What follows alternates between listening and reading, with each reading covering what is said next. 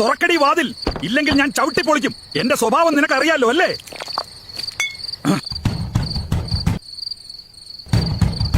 ആരാ അവിടെ? അയ്യോ, എനിക്ക് പേടിയാവുന്നു.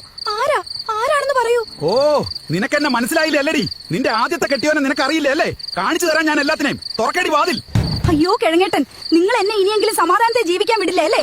എന്റെ ജീവിതം നശിപ്പിച്ച് മതിയായില്ലേ കിഴങ്ങേട്ടൻ നിങ്ങൾക്ക്? നീയല്ലേ എന്റെ ജീവിതം നശിപ്പിച്ചേ? എന്നെ ഒരു മുഴുക്കുടിയനാക്കിയത് നീയല്ലടി.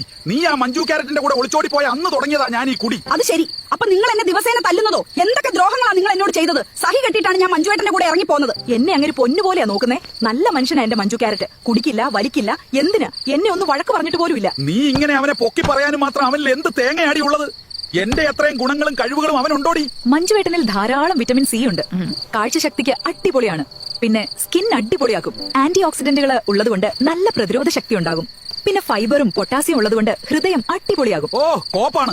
തനിക്ക് നാണമില്ലേ മനുഷ്യ? ആണുങ്ങൾ വീട്ടിലില്ലാത്തപ്പോ ഇങ്ങനെ വന്ന് ബഹളം ഉണ്ടാക്കാൻ. ഏട്ടൻ പണിയും കഴിഞ്ഞ് ഇവിടെ തട്ടെ, ഞാൻ പറഞ്ഞു കൊടുക്കുന്നുണ്ട്. നീ എന്റെ ആണത്വത്തെ ചോദ്യം ചെയ്തുകൊണ്ട് ഞാനിപ്പോ പോകുന്നു. ഇങ്ങനെ ഒളിച്ചു കളിക്കാതെ ചുണയുണ്ടെങ്കിൽ അവനോട് എന്റെ നേർക്ക് നേർ വന്ന് മുട്ടാൻ പറയടി. തള്ളേ, എന്റെ കലിപ്പ് തീരണില്ലല്ലോ. ഇപ്പൊ ഞാൻ പോകുന്നു. നിന്നെ ഞാൻ എടുത്തോളാം അവിടെ കേട്ടോ.